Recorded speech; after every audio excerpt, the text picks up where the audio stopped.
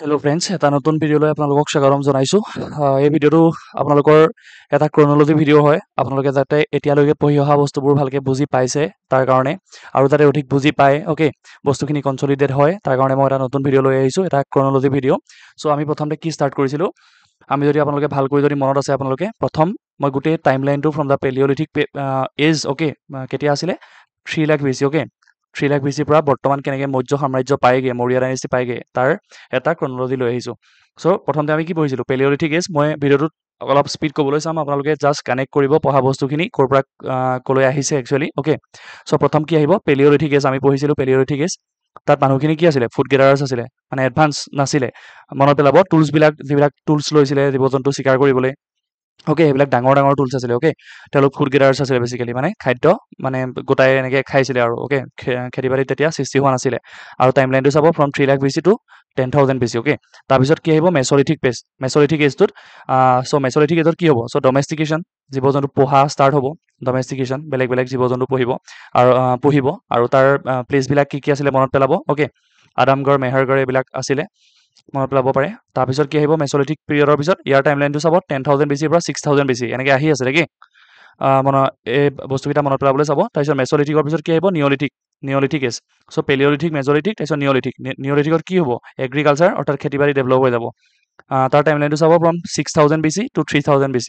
চ' 6,000 পৰা 3,000 BC ভিতৰত নিঅলিথিক এজটো develop হ'ব। তাৰপিছত চালকলিথিক এজ, চালকলিথিক এজটো পঢ়িছিলোঁ, তাত কি হৈছিলে, কপাৰ ডেভেলপ হৈছিলে, অ'কে। চ' আগতে যিকেইটা আপোনালোকৰ ষ্ট'ন ব্যৱহাৰ হৈ আছিলে, তাৰপিছত প্ৰথম আপোনালোকৰ মেটেল, কিন্তু তেতিয়ালৈকে আপোনালোকৰ আইৰণ ডিছকভাৰ হোৱাই নাছিলে, অৰ্থাৎ কপাৰ ডিছকভাৰ হৈছিলে চালকলিথিক পেজত, এজত। চ' চালকলিথিক এজটো মনত ৰাখিব, তাত কপাৰ ডিছকভাৰ হ'ব ফ্ৰম 3,000 টু 2,500 BC। তাৰপিছত চালকলিথিক এজৰ পিছত কি আহে, আমি পঢ়িছিলোঁ ইণ্ডাছ ভেলী চিভিলাইজেশ্যন। আচলতে ভিডিঅ'টো আমি ইয়াৰ পৰাই ষ্টাৰ্ট কৰিছিলোঁ, মই পিছত আপোনালোকক ঘূৰি গৈ এই 4টা এজৰ বিষয়ে পঢ়ুৱাইছিলোঁ, okay. So' Indus valley civilization from 2,500 BC পৰা 1,500 BC মানত ডিক্লাইন হৈ যাব ইণ্ডাছ ভেলী চিভিলাইজেশ্যন। এনেকৈ আহি আছে মানে, গম পায়, প্ৰথম 3 লাখ BC টু 1,500 BC পাইছেহি, অ'কে। চ' ইণ্ডাছ ভেলী চিভিলাইজেশ্যনক আৰু কি এজ বুলি কোৱা হৈছিলে, ব্ৰঞ্জ এজ বুলি কোৱা হৈছিলে, অ'কে। চ' ব্ৰঞ্জ এজ বুলি কোৱা হৈছিলে। চ' ইয়াত কপাৰ ডিছকভাৰ হয়, আৰু মই কৈছিলোঁ ব্ৰঞ্জ দুটা বেলেগ বেলেগ মেটেলে, এটা কপাৰ আৰু টিনেৰে বনে। চ' ইণ্ডাছ ভেলী চিভিলাইজেশ্যন আমি পঢ়িছিলোঁ।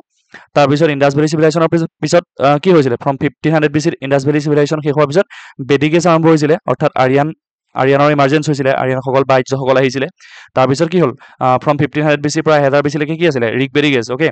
ঋগবেদ চিগবেদ বাকীবিলাক বেদ লিখা হৈছিলে প্ৰথম যিকেইটা, মানে ঋগবেদিক পিৰিয়ড মানে কি, ঋগবেদ যেতিয়া লিখা হৈছিলে সেই পিৰিয়ড চোৱা প্ৰায় প্ৰথম 500 বছৰ, 1500 পৰা 1000 BC লৈকে ঋগবেদিক এজ বুলি কোৱা হয়, okay. This is Rigvedic age, from 1500 পৰা 1000 BC। তাৰপিছত 1000 BC পৰা 500 BC এইটো কি বুলি কোৱা হৈছিলে, লেটাৰ বেদিক এজ। আমি এনেকৈ আহি আছে, গম পাইছেনে, ওপৰৰ পৰা আহি আছে, মানে তাতে ক্ৰনলজিটো আপোনালোকে বুজে, কানেক্ট কৰিব পাৰে বস্তুখিনি বেছিকৈ, মই তাৰ কাৰণে এই ভিডিঅ'টো লৈ আহিছোঁ, okay. So' this is later Vedic. তাৰপিছত লেটাৰ বেদিক এজতে আমি কি পঢ়িছিলোঁ, সেইটো সময়তে মহাজনপদৰ ইমাৰ্জেঞ্চ হয়। তো 16টা মহাজনপদৰ বিষয়ে পঢ়িলোঁ, ক'ত ক'ত আছে পঢ়িলোঁ, অংগুত্তৰ নিকায়া আৰু ভাগৱতী সূত্ৰ, এইবিলাক জেইন টেক্সত পোৱা যায়। তাৰপিছত লেটাৰ বেদিক, আপোনালোকক সুধিব পাৰে কেতিয়াবা মহাজনপদ কোনটো মানে এজত আপোনালোকৰ ইমাৰ্জ হৈছিলে, চ' হ'ব লেটাৰ বেদিক এজত। চ' মহাজনপদ 6th century BC ত ৰাইজ হয় মহাজনপদবিলাক, আৰু সেই 16টা মহাজনপদৰ ভিতৰত আটাইতকৈ ষ্ট্ৰং কোনটো আছিলে, মগধ। চ' আমি বেছিকৈ ইম্পৰ্টেঞ্চ দিলোঁ মগধৰ ওপৰত। তাৰ বেলেগ বেলেগ ডাইনেষ্টিবিলাক পঢ়িলোঁ। প্ৰথম পঢ়িলোঁ হাৰিয়াংকা ডাইনেষ্টিৰ বিষয়ে, তাৰ 3জন ৰুলাৰ বেলেগ বেলেগ পঢ়িছিলোঁ, বিম্বিসাৰ, অজাতশত্ৰু, উদয়ন। শিশুনাগৰ পঢ়িছিলোঁ, কোন কোন আছিলে মনত পেলাব, শিশুনাগ আৰু কালাৰচুক।